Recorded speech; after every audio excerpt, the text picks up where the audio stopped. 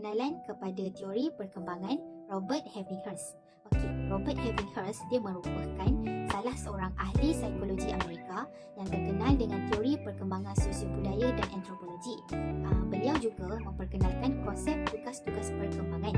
Jadi, tugas-tugas perkembangan ni dia merujuk kepada satu tugas yang lahir pada satu masa yang lahir dalam hidup seseorang individu tersebut.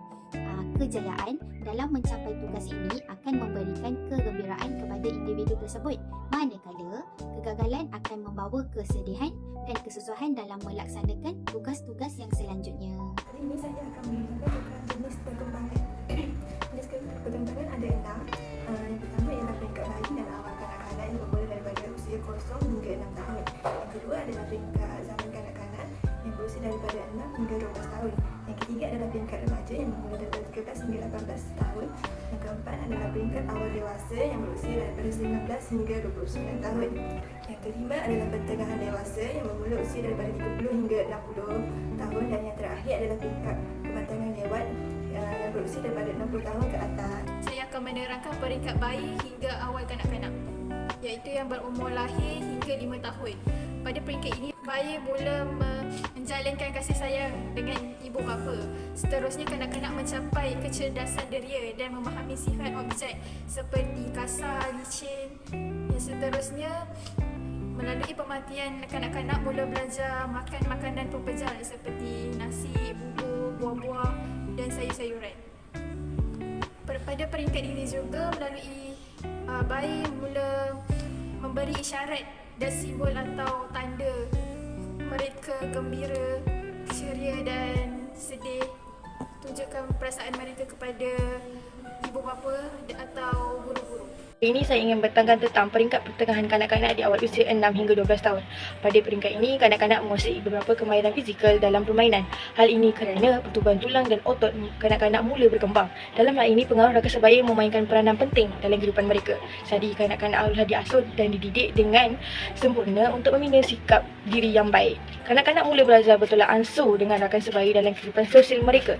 Pertubuhan ini juga menyebabkan kanak-kanak berasa jauh daripada keluarga dan ingin berdekatan dengan rakan sebaya mereka. Kanak-kanak juga harus belajar peranan jantina mereka. Dalam hal ini, mereka dibantu oleh pengaruh ibu bapa, adik-beradik, saudara mara. Dan di sekolah juga, guru-guru perlu memberi contoh yang terbaik untuk murid-murid.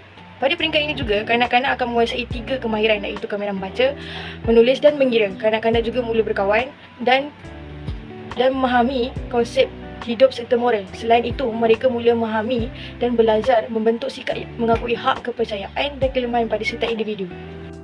Pada peringkat pertengahan zaman kanak-kanak, mereka belajar kemahiran fizikal untuk bermain dan mereka juga belajar cara untuk membaling atau menyambut bola serta mula bersosial dengan kanak-kanak yang lain, dan mereka juga membentuk satu konsep diri yang positif.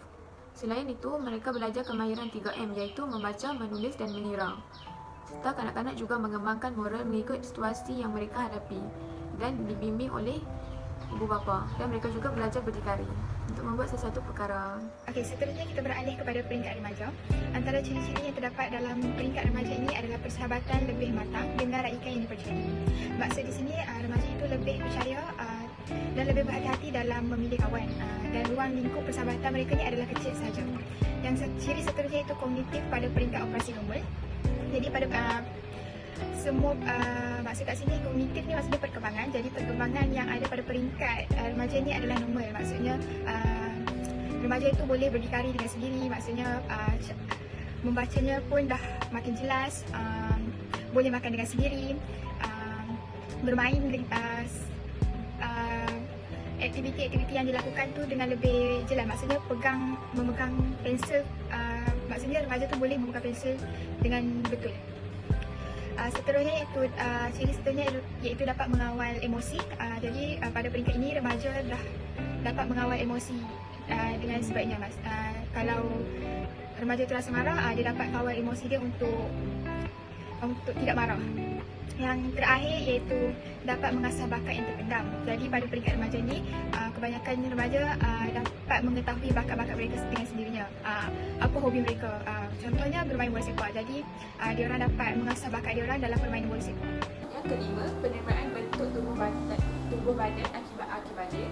Yang keenam, bertingkah laku mengikut norma masyarakat.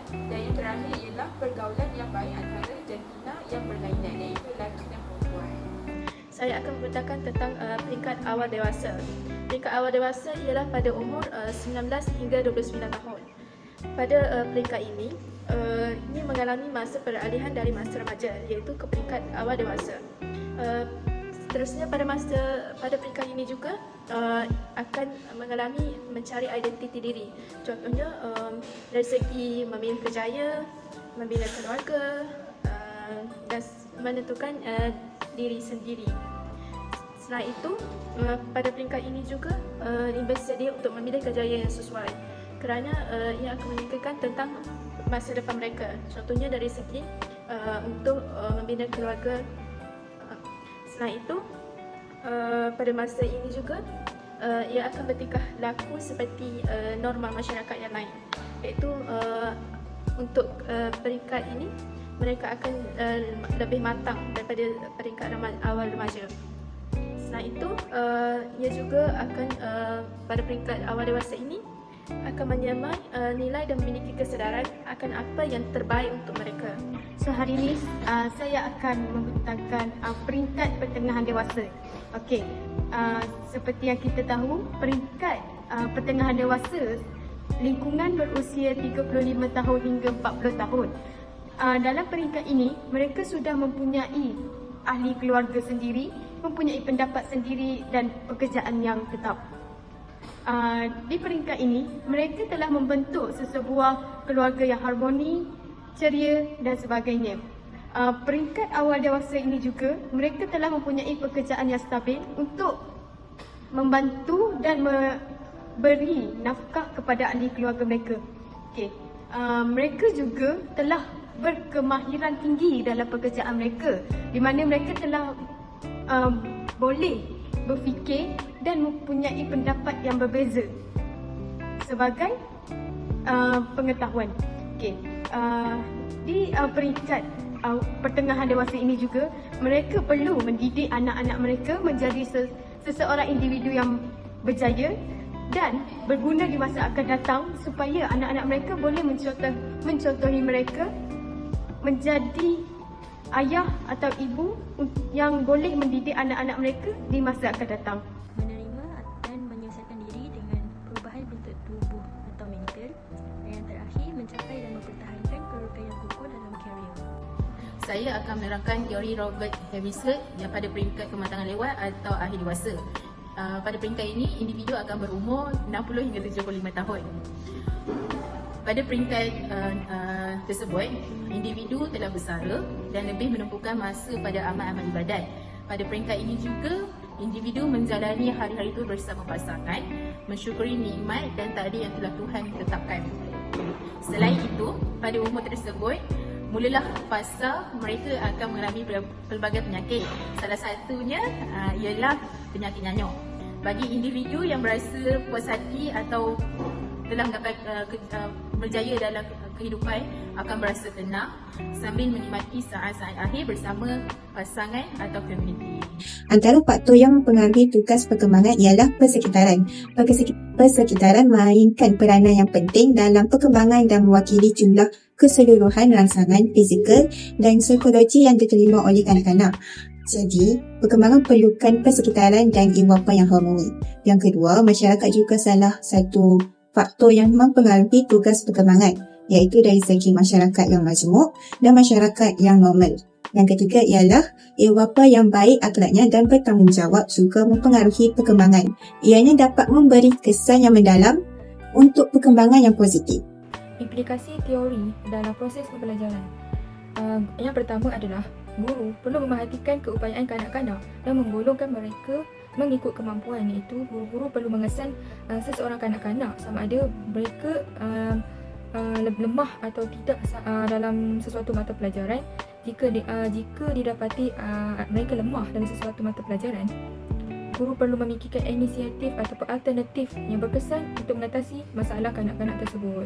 Yang kedua adalah guru perlu bijak dalam memilih aktiviti yang sesuai dengan kebolehan dan pengalaman pelajar, iaitu guru perlu memikir aktiviti yang menyeronokkan supaya pelajar tidak mudah bosan dan cepat mengantuk di dalam kelas.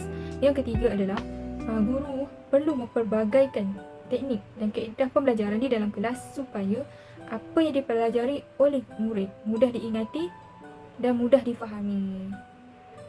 Dan yang terakhir adalah guru perlu bersedia dengan ilmu yang banyak ataupun lebih dikenali sebagai ilmu pengetahuan untuk menjadikan suasana kelas yang menyeronokkan kepada para pelajar.